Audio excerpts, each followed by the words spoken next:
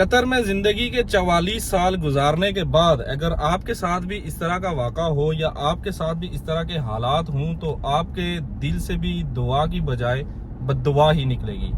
جو واقعہ میں آپ کے ساتھ بیان کرنے والا ہوں یہ کسی کی زبانی ہے جس نے مجھے اپنے حالات و واقعات بتائے اور میں آپ کے ساتھ شیئر کرنے والا ہوں۔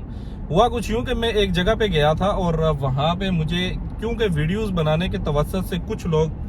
وہ جانتے ہیں اور ایک شخص وہاں پہ ملے جن کی نیشنلٹی جو تھی وہ انڈین تھی اور انڈیا سے ان کا تعلق تھا۔ نام ان کا میں ڈسکلوز نہیں کروں گا، ان کی ریکویسٹ ہے یہ، اور انہوں نے یہ بتایا کہ بھائی میں نے 44 سال جو ہیں وہ قطر میں گزار لیے ہیں۔ اس دوران جب میں شروع میں آیا تھا تو میں یہاں پہ کام کر رہا تھا بکریوں کے کام سے میں نے وہاں پہ تقریباً 2 سال وہاں پہ گزارے۔ اس کے بعد جو میرا کفیل تھا اس نے مجھے وہاں پہ ایک انچارج کے طور پہ رکھا اور اس کے بعد تھوڑے عرصے کے بعد تقریباً 1 سال کے بعد یا 1.5 سال کے بعد مجھے لائسنس مل گیا۔ اب جب مجھے لائسنس مل گیا تو کفیل نے مجھے یہ کہا کہ یہ گاڑی اب تمہاری ذمہ داری ہے اور اس کے علاوہ جو یہاں پہ کام کرنے والے لوگ ہیں وہ بھی اب تمہارے انڈر ہیں۔ تو میں وہاں پہ دل لگا کے کام کرتا رہا۔ اس دوران ایک چھٹی کاٹ کے میں واپس آ چکا تھا اور میری ترقی ہو کے میں جب بکریوں کے کام سے آیا تھا تو ابھی میں ڈرائیور بن چکا تھا اور میرے پاس آلریڈی گاڑی موجود تھی۔ اب گاڑی میں میرا یہ کام تھا کہ میں بکریاں جو ہیں وہ لے کے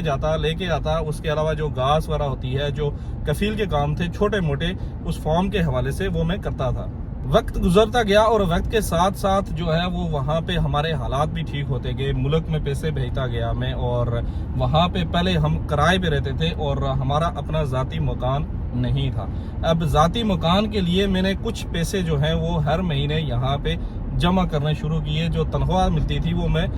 ملتے ہی گھر بھیج دیتا تھا، جو کہ ہر آدمی کے یہ حالات ہیں جو یہاں پہ پردیس میں کام کرتا ہے، چاہے وہ قطر میں ہے یا کسی دوسری اسٹیٹ میں کہیں پہ بھی کام کرتا ہے، اس کی زندگی کے حالات و واقعات ہیں یہ اس کے ساتھ ریلیٹ کر سکتے ہیں۔ اور ہر آدمی کی یہی کوشش ہوتی ہے کہ جیسے ہی مجھے سیلری ملے تو میں اس کو گھر بھیجوں تاکہ گھر کے معاملات جو ہیں وہ ٹھیک طریقے سے چلیں، اور وہ شخص بھی یہی کام کر رہا تھا۔ اب جب وہ ہر مہینے اپنی سیلری گھر میں بھیج رہا تھا، اس کے ساتھ یہاں پہ وہ سیونگ کر رہا تھا، تو اس کی جو وائف تھی، جو مسز تھی، وہ لائق عورت تھی، اس نے وہاں پہ بھی کچھ سیونگ کر کے وہاں پہ بھی ہلکی پھلکی سی جو ہے وہ کمیٹی کے طور پہ ہر ماہ تھوڑے تھوڑے پیسے وہ بھی جمع کر رہی تھی۔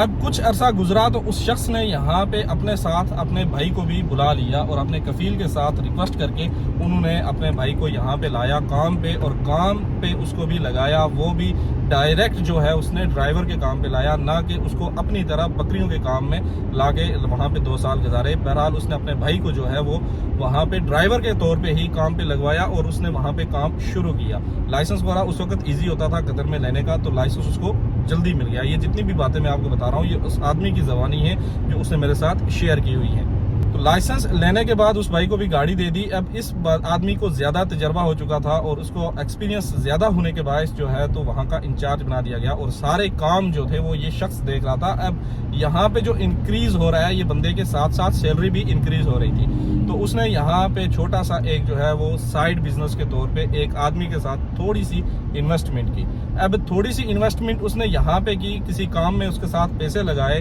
زبانی کلامی بات کی اور پیسے وغیرہ جو ہے وہ انہوں نے کسی کام میں لگائے، تو وہ کام ان کا چل پڑا، دکان یا بکالا جس کو کہتے ہیں اس میں، اور وہ اس وقت 44 سال پہلی بات ہے، چھوٹے چھوٹے کام یہاں پہ چل جاتے تھے۔ تو اس آدمی کے ساتھ وہ بھی سنسیئر تھا اور یہ دونوں ایک دوسرے کے ساتھ سنسیئر تھے۔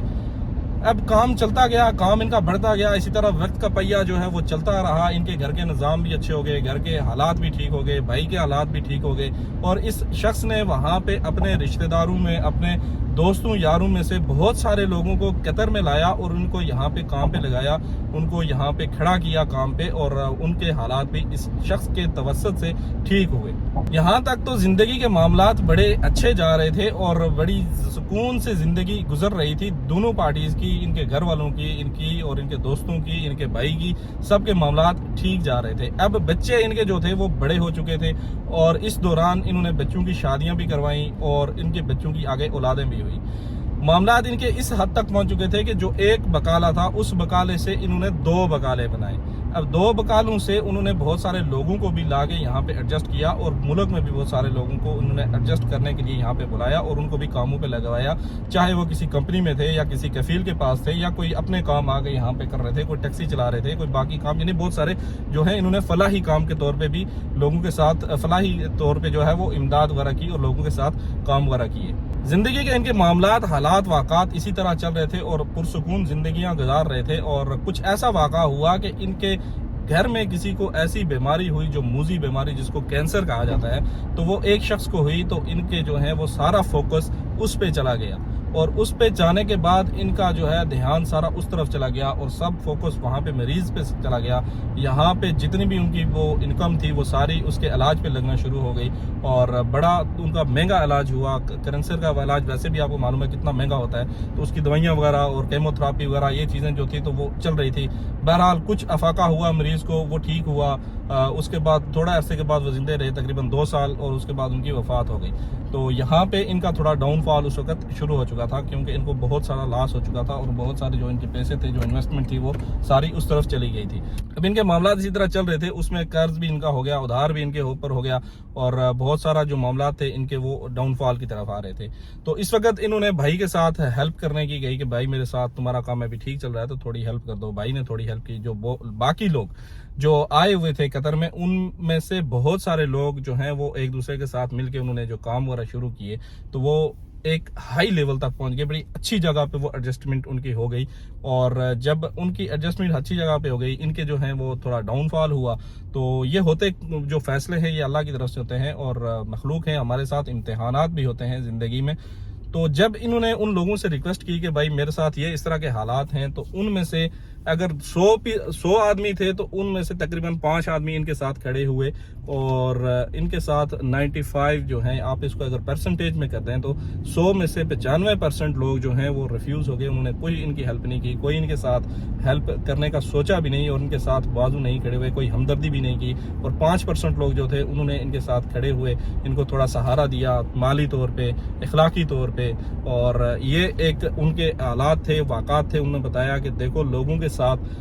اچھائی کرو، آپ جتنا کر سکتے ہو ان کے ساتھ اچھائی کرو، لیکن کبھی کسی سے اچھائی کی امید مت رکھو کہ آپ کے ساتھ کوئی اچھا کرے گا، آپ کے اخلاق آپ کے کام آئیں گے، آپ کے اعمال آپ کے کام آئیں گے، آپ کا جو کسی کے ساتھ نیکی کی ہوئی ہے وہ کام آئے گی۔ بہرحال کسی کے لیے انہوں نے بد دعا تو نہیں نکالی، لیکن انہوں نے یہ کہا کہ اس کو آپ اس طرح سے دیکھ لیں کہ نیکی کر اور دریا میں ڈال، اور کبھی کسی سے جو ہے وہ اچھائی کی امید مت رکھو، خود اچھے رہو، اور اچھائی کی امید رکھنی ہے تو نیک کام کرتے رہو، اللہ آپ کے ساتھ اچھا کرنے والا ہے۔ مخلوق پہ کسی کے ساتھ آپ نے امید نہیں کرنی کہ کوئی آپ کے ساتھ اچھا یہاں پہ رہے گا۔ اب اس میں آپ سب کیا کہتے ہیں، کیا سب لوگ ایسے ہی ہوتے ہیں؟ میں تو کہوں گا کہ سب ہاتھ کی 5 انگلیاں جو ہیں وہ برابر نہیں ہیں، اس میں مختلف ہوتی ہیں، کوئی اچھا ہوگا کوئی برا ہوگا۔ آپ کے خیالات میں آپ اس کو کیا کہیں گے؟ کیا ان کے ساتھ صحیح ہوا، کیا ان کے ساتھ غلط ہوا؟ ان کی جو کہانی تھی، جو واقعہ تھا، انہوں نے مجھے کہا کہ آپ کے ساتھ شیئر کروں، تو اس میں آپ کے خیالات، آپ کے تاثرات کیا کہتے ہیں کہ آیا یہ ان کے ساتھ صحیح ہوا یا غلط ہوا؟ کیا ایسا ہی ہے جیسے انہوں نے بیان کیا، یا پھر اس کے برعکس ہے؟ ویڈیوز میری کافی دن سے نہیں آ رہی تھی، اس کی وجہ یہ تھی کہ مجھے گلے میں تھوڑی پرابلم تھی، انفیکشن وغیرہ ہوا تھا، اور اس کی وجہ سے بولنے میں تھوڑی پرابلم ہو رہی تھی، اور کھانسی وغیرہ تھی ہلکی ہلکی، ابھی بھی ہے لیکن خراش جو ہے وہ گلے میں ہے۔ تو ویڈیوز وغیرہ انشاءاللہ پراپرلی آئیں گی، تو اپنی رائے کا اظہار ضرور کیجیے گا کہ آیا آپ ان سے متفق ہیں یا نہیں۔ ملیں گے آپ سے دوسری ویڈیو میں، اپنی دعاؤں میں یاد رکھیے گا۔ اللہ حافظ اور خدائے پامن۔